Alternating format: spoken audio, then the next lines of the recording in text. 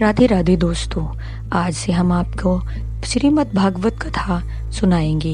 इस कथा सुनाने से प्रारंभ पहले हम आप सबसे अनुरोध करते हैं कि आप हमारे चैनल को सब्सक्राइब, लाइक और शेयर करना ना भूलें, ताकि हम आपके लिए अच्छी अच्छी कथाएं और पुराने ला सके। ओम नमः शिवाय। ओम जय श्री कृष्णा। राधे राधे दोस्तों, आपका फिर से स्वागत है मेरे YouTube चैनल राधे श्याम में। आज हम आपको आगे की कथा सुनाते हैं। अर्जुन बोले, हे देव, मैं आपके शरीर में संपूर्ण देवों को तथा अनेक भूतों के समुदाय को कमल के समान आसन पर विराजित ब्रह्मा को, महादेव को और संपूर्ण ऋषियों को तथा दिव्य सर्पों को देखता हूँ। हे संपूर्ण विश्व के स्वामी, आपको अनेक भुजा, पेट, मुख और नेत्रों से युक्त तथा सब ओर से अनंत स्वरूपों वाला देखता हूँ। हे विश्व स्वरूप, मैं आपके न अंत को देखता हूँ, न मध्य को और न आदि को ही। आपको मैं मुकुट युक्त, गुदा युक्त और चक्र युक्त तथा सब ओर से प्रकाशमान तेज के पुंज, प्रज्वलित अग्नि और सूर्य के सदृश ज्योति युक्त, कठिनता से देखे जाने योग्य और सब ओर से अप्रिमेय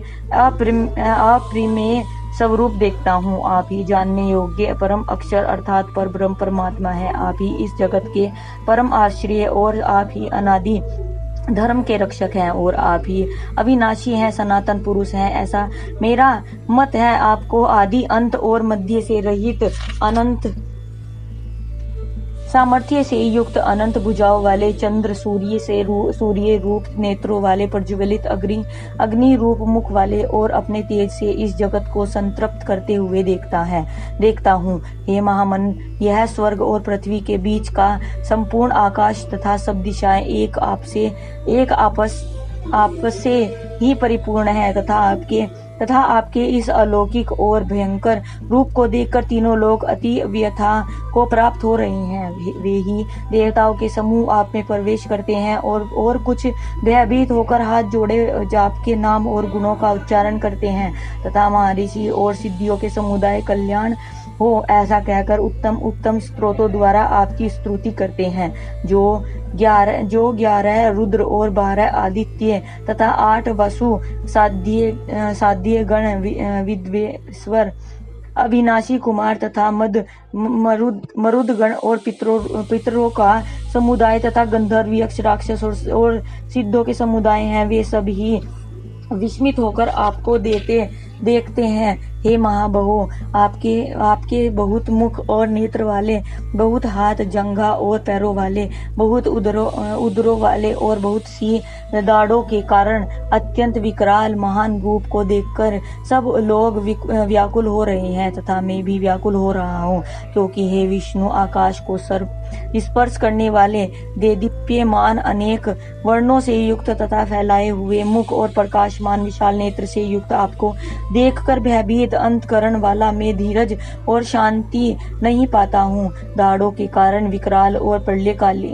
काल की अग्नि के समान प्रज्वलित आपके मुखों को देखकर मैं दिशाओं को भी नहीं जानता हूँ और सुख भी नहीं पाता हूँ। इसलिए हे देवेश, हे जगदीश्वास, आप प्रसन्न हो। वे सभी धृतराष्ट्र के पुत्र राजाओं के समुदाय सहित आप में प्रवेश कर रहे हैं और भीष्म पितामह, द्रोणाचार्य तथा वह कर्ण और हमारे पक्ष के भी प्रधान योद्धाओं के सहित सब आपके दाढ़ों के कारण विकराल भयानक मुखों में बड़े वेग से दौड़ते हुए प्रवेश कर रहे हैं और कहीं एक चूर्ण हुई सिरों सहित उनके आपके दांतों के बीच में लगे हुए दिख रहे हैं, जैसे नदियों के बहुत से जल के प्रवाह स्वाभाविक ही समुद्र के ही सम्मुख दौड़ते हैं, अर्थात समुद्र में प्रवेश करते हैं। वैसे ही वे नरलोक के वीर भी आपके प्रज्वलित मुखों में प्रवेश कर रहे हैं।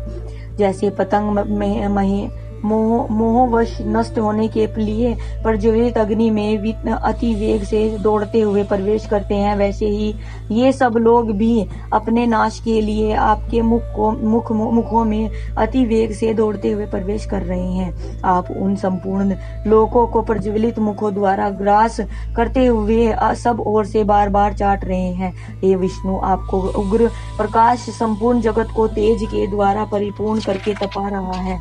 मुझे बतलाइए कि आप उग्र रूप वाले कौन हैं, और हे देवों में श्रेष्ठ, आपको नमस्कार है। आप प्रसन्न होइए आदि पुरुष, आपको मैं विश्व रूप से जानना चाहता हूँ, क्योंकि मैं आपकी प्रवृत्ति को नहीं जानता हूँ। श्री भगवान बोले, मैं लोकों का नाश करने वाला बढ़ा हुआ महाकाल हूँ। इस समय इन लोकों को नष्ट करने के लिए प्रवृत्त हुआ हूँ, इसलिए जो प्रतिपक्षियों की सेना में स्थित योद्धा लोग हैं, वे सब तेरे बिना भीख नहीं रहेंगे, अर्थात तेरे युद्ध न करने पर भी इन सब का नाश हो जाएगा। अतएव तू उठ, यश प्राप्त कर और शत्रुओं को जीत कर धन धान्य से संपन्न इस राज्यों को भोग। ये सब सूरवीर पहले से ही मेरे द्वारा मारे हुए हैं। हे सव्य सचिन, तू तो केवल निमित्त मात्र बन जा। द्रोणाचार्य और भीष्म पितामह तथा जयद्रथ और कर्ण तथा और भी बहुत से मेरे द्वारा मारे हुए सूरवीर योद्धाओं को तू मार, भय मत कर। निसंदेह तू युद्ध में वैरियों को जीतेगा, इसलिए युद्ध कर। संजय बोले, केशव भगवान ने इस वचन को सुनकर मुकुट बधारी अर्जुन हाथ जोड़कर कांपता हुआ नमस्कार करके फिर भी अत्यंत भयभीत होकर प्रणाम करके भगवान श्री कृष्ण के प्रति गदगद वाणी से बोले। अर्जुन बोले, हे अंतर्यामी, यह योग्य ही है कि आपके नाम गुण और प्रभाव के कीर्तन से जगत अति हर्षित हो रहा है और अनुराग को भी प्राप्त हो रहा है, तथा भयभीत राक्षस लोग दिशाओं में भाग रहे हैं और सब सिद्ध गणों के समुदाय नमस्कार कर रहे हैं। महामनत ब्रह्मा के भी आदि कर्ता और सबसे बड़े आपके लिए वे मैं कैसे नमस्कार न करें, क्योंकि हे अनंत, हे देवेश, हे जितेंद्र वास, जो सत और असत और उनके परे अक्षर अर्थात सच्चिदानंद घन ब्रह्म है, वह आप ही हैं।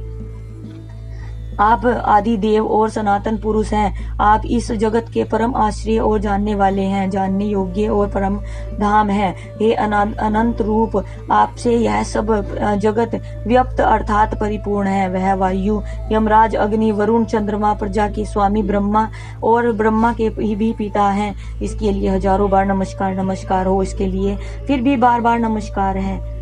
हे अनंत सामर्थ्य वाले, आपके लिए आगे से और पीछे से भी नमस्कार है। हे सर्वोत्तम, आपके लिए सब ओर से ही नमस्कार है, क्योंकि अनंत पराक्रमीशाली आप समस्त संसार को व्यक्त किए हुए हैं, इससे आप ही सर्वरूप हैं। आज की कथा यही समाप्त करते हैं, आगे की कथा कल सुनाएंगे। राधे राधे। अगर आपको मेरी वीडियो अच्छी लगी तो बेल आइकन दबाना ना भूलें, ताकि आपको मेरे आने वाली वीडियोस का नोटिफिकेशन मिलता रहे।